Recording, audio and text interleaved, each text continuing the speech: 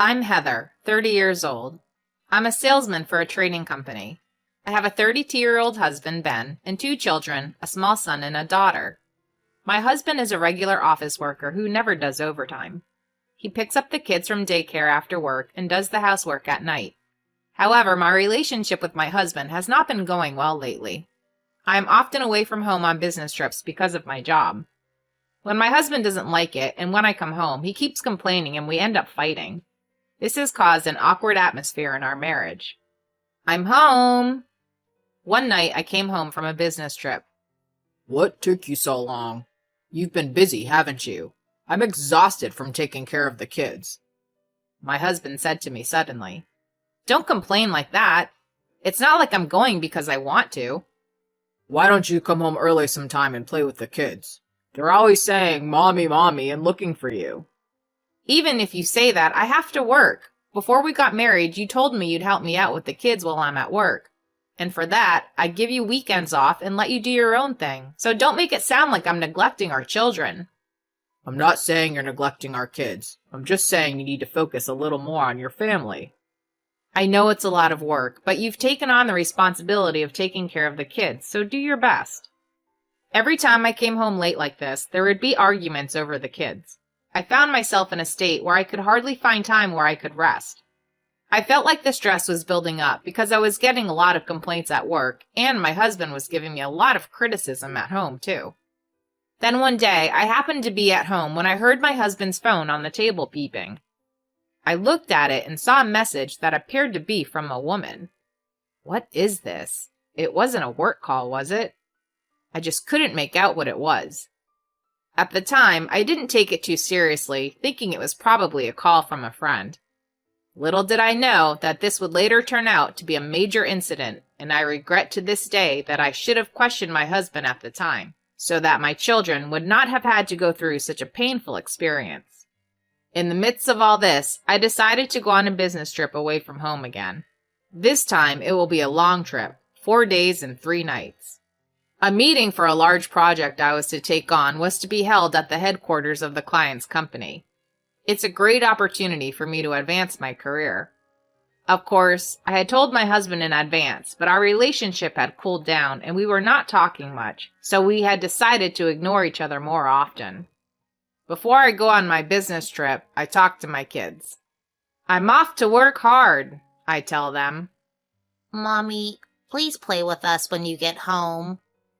I love Mommy because she always plays with us when she gets home from work. The kids can't seem to wait for me to come home.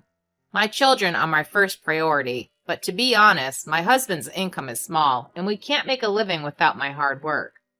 It is this spirit of working for the children that makes me work so hard. When I return home, the first thing I'll do is play with my children. With this in mind, I headed for my business trip. The meeting at my business trip went smoothly. As a result of my passionate presentation, the client was satisfied with my proposal and gave me the go-ahead. When I reported the results to my boss, he praised me for a job well done. Now I could go home and see my children without any worries. Or so I thought. I was about to go home in the evening, exhausted, when I received a call on my cell phone. Hello?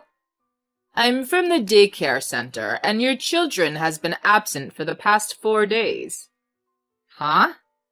I tried to contact your husband every day, but he just hung up the phone and said they were fine. I was a little worried, so I called you too. That's strange. My husband used to call me if the children had a fever or anything unusual. I tried to call him right away, but I couldn't reach him. I had a bad feeling. I hurried home. When I arrived home, I immediately noticed something strange. All the furniture had been moved out and the place was empty. Huh? What's happening? I entered the house, looked around the room, and was astonished. My children were sleeping together in an empty bedroom. No way. I immediately woke them up. Welcome home, Mommy. I'm hungry. They hugged me tightly. Where did that man go? I immediately took out my cell phone and called my husband. But no matter how many times I tried, I couldn't get through. I kept on calling, and finally he answered.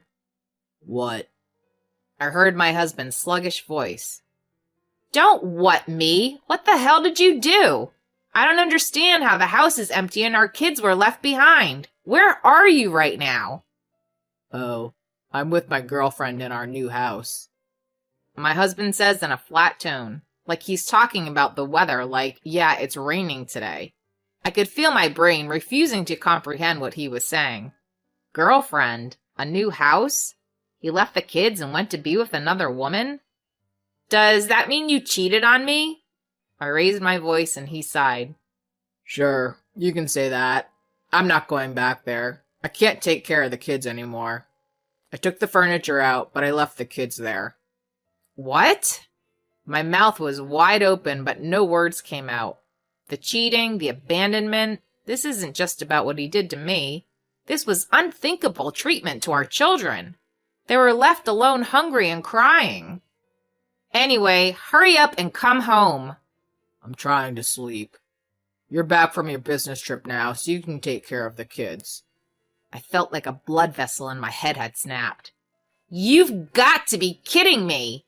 How can you say such a cold thing after leaving small children unattended? You can say what you want.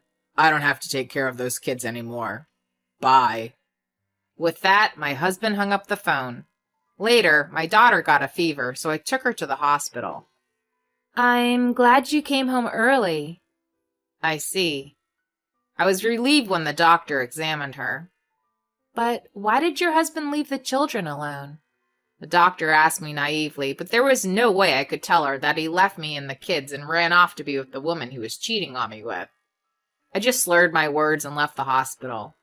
I was so angry that I wondered if there was any way I could blame my husband for his irrational behavior. I couldn't imagine living with my husband anymore, so I decided to consult a lawyer for future considerations. After listening to my story carefully, the lawyer said, That's terrible. Leaving a young child unattended is a crime. He raised his eyebrows. So you don't know where your husband is?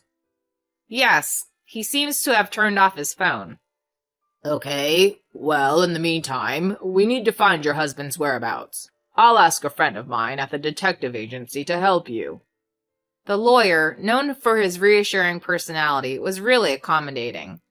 I took some time off from work and worried about taking care of the children while the detective agency was looking into my husband.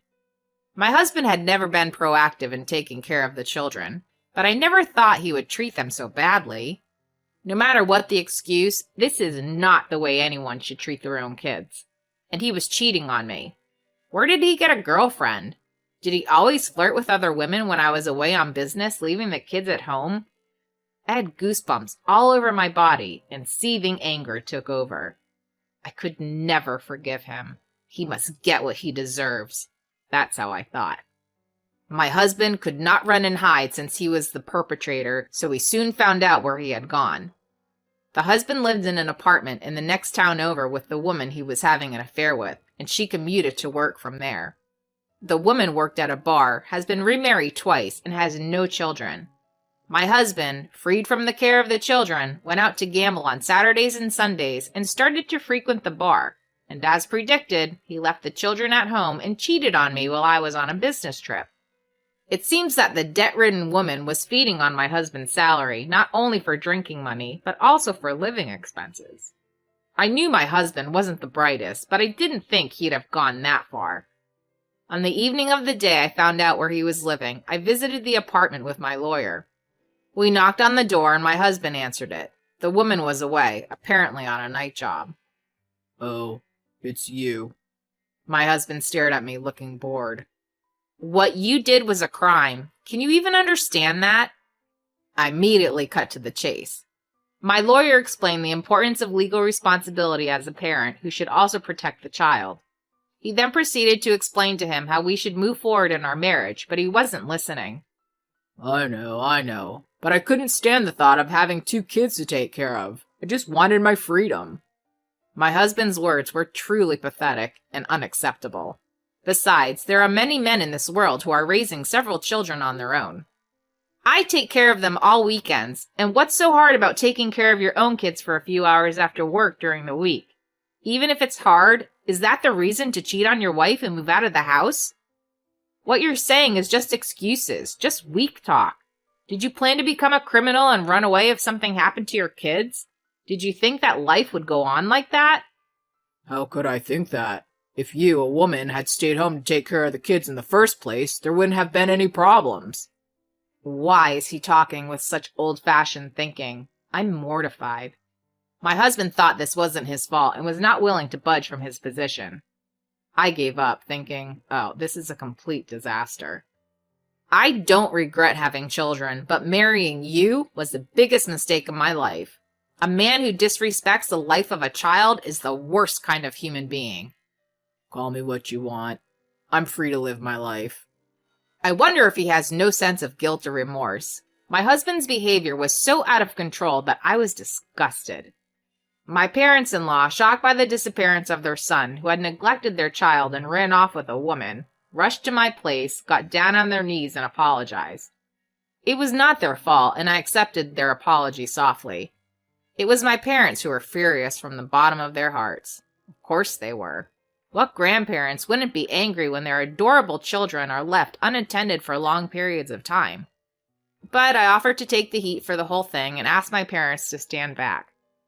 After talking it over with my lawyer, I decided to file a civil suit against my husband and the woman he was cheating on me with a view of criminal charges for neglecting my children.